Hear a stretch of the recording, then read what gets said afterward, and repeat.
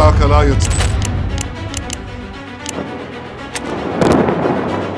চাপ কিংবা হুমকি কোনোটাতেই হবে না কাজ। আলোচনার পথ খোলা থাকলেও আগে মানতে হবে শর্ত। এমনই স্পষ্ট বার্তা দিল তেহরান। যুক্তরাষ্ট্র চাপ প্রয়োগ করে বা হুমকি দিয়ে ইরানকে আলোচনার টেবিলে বসাতে পারবে না বলে সাফ জানিয়ে দিয়েছেন ইরানের প্রেসিডেন্ট মাসুদ পেজেশকিয়ান। ইরানের রাষ্ট্রীয় সম্প্রচার মাধ্যম IRIBর বরাতে জানা গেছে এই তথ্য।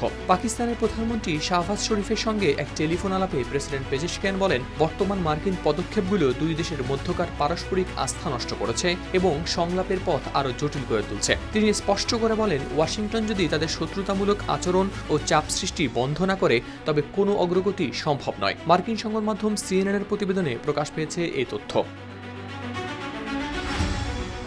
এছাড়া আলোচনার পরিবেশ তৈরি করতে হলে যুক্তরাষ্ট্রকে আগে সব ধরনের কার্যকর বাধা সরাতে হবে বলেও জানান তিনি। এর মধ্যে অন্যতম হল ইরানি বন্দরগুলোতে চলাচলকারী জাহাজের উপর থেকে অবরোধ তুলে নেওয়া। অন্যদিকে পাকিস্তানের পক্ষ থেকেও বলা হয়েছে সহযোগিতার কথা। ফোন আলাপে শাহবাজ শরীফ আঞ্চলিক শান্তি ও নিরাপত্তা বজায় রাখতে ইসলামাবাদের পক্ষ থেকে সর্বোচ্চ সহযোগিতার আশ্বাস দিয়েছেন।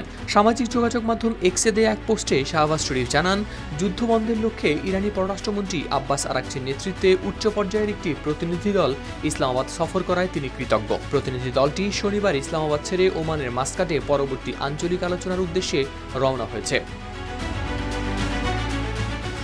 একই সময়ে যুক্তরাষ্ট্রের সম্ভাব্য কূটনৈতিক তৎপরতার কিছুটা অনিশ্চয়তাও দেখা গেছে। মার্কিন বিশেষ দূত স্টিভ উইটকফ এবং প্রেসিডেন্ট ডোনাল্ড ট্রাম্পের জামাতা জ্যারেড কুশনারের গতকাল ইসলামাবাদ সফরের কথা থাকলেও শেষ মুহূর্তে তা বাতিল করেছেন ট্রাম্প।